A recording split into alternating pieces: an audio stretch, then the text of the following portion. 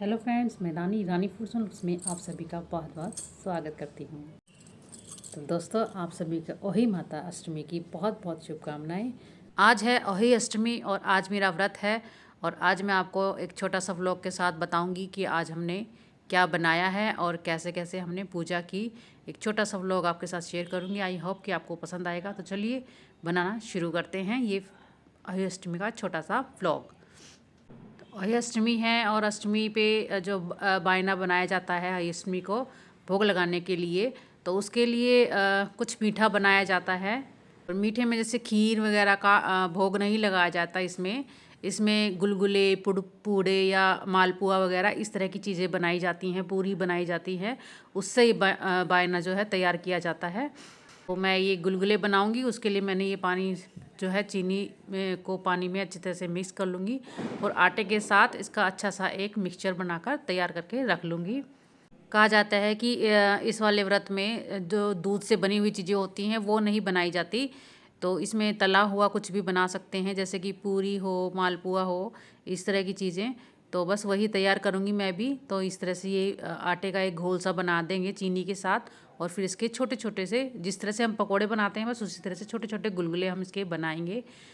तो विस्कर से इसको अच्छी तरह से हम फेंट लेंगे ताकि इसके अंदर एयर बबल्स बन जाएं और जो जिससे कि हमारे गुलगुले जो हैं बहुत ही सॉफ्ट और बिल्कुल अंदर से जालीदार बनेंगे और बिल्कुल बहुत ही स्वादिष्ट बनेंगे। तो अच्छी तरह से इसको फ्लफ़ी होने तक हम अच्छी तरह से फेंट लेंगे।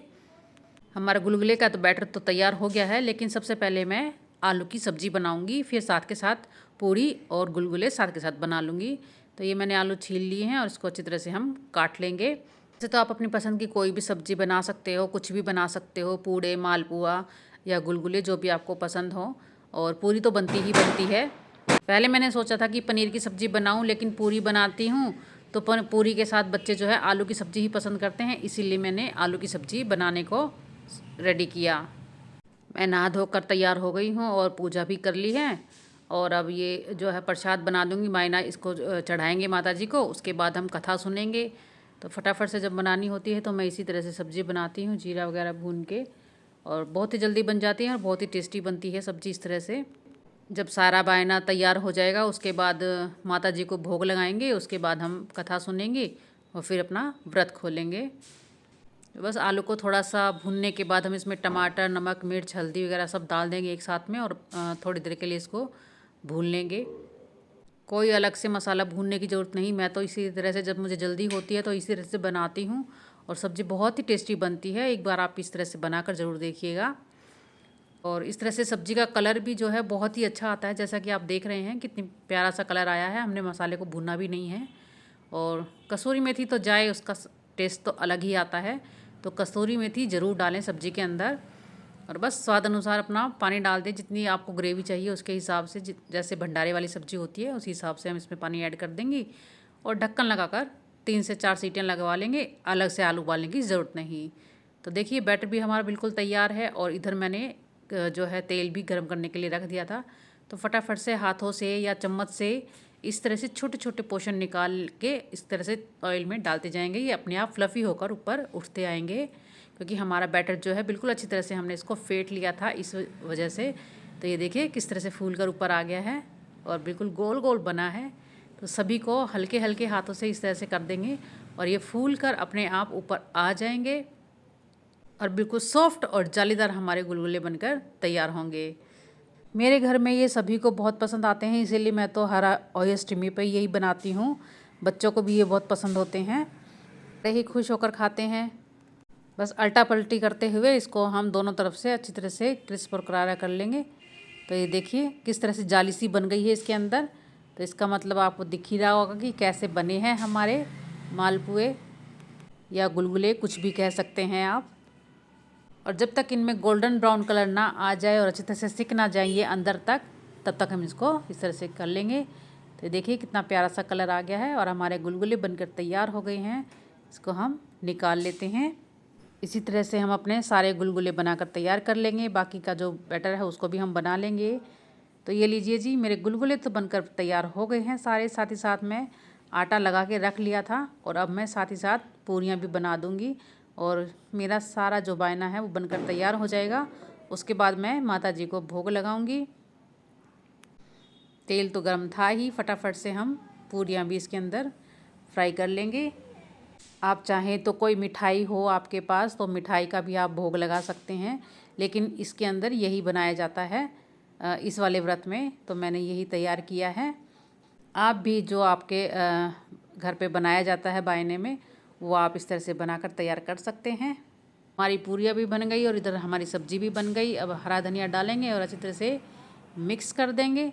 और ये देखिए, कोई कहेगा कि ये आलू की सब्ज़ी हमने बिना उबाले बनाई है, कोई भी नहीं कहेगा, और बहुत ही टेस्टी और स्वादिष्ट बनती है, बिल्कुल चटपटी सी। तो चलिए अब थाली तैयार कर देते हैं माता रानी के लिए। तो सबसे पहले मेन प्रसाद गुलगुले, साथ ही में आलू की सब्ज़ी रखूँगी, गर्मा गर्म फूली फूली पूरियाँ और थोड़े से ड्राई फ्रूट्स, और इन्हीं से मैं अपनी माता जी को भोग लगाएंगे। तो चलिए माता जी के लिए भोग लगाने। तो इस तरह से ये जो सास के लिए रखते हैं, सूट बायना पैसा जो भी हो आपके पास, इस तरह से आप रख लीजिए। और अब हम कथा सुनेंगे, मम्मी जी मुझे कथा सुनाएंगी। तो इस तरह से लोटे में पानी लिया है, साथिया उसके ऊपर 7 बार साथिया बनाएंगे और मम्मी जी हमको कहानी सुनाएगी। उसके बाद 2 कहानियाँ सुनाई जाती हैं इसके अंदर, एक गणेश जी की और एक 7 बहुओं वाली होती है वो, और हर बार यही सुनते हैं। तो इस तरह से साथिया बना रही हूँ मैं, और उसके बाद हम कथा सुनेंगे। तो मम्मी जी ने फ़ोन पे लगा दी थी कथा, तो उसी को सुनेंगे। हल्दी से या चंदन से या रोली से, आप मौली से आप इसको तिलक लगा लीजिए। तो मैं तो हल्दी से ही लगाती हूँ, हल्दी से ही तिलक किया जाता है।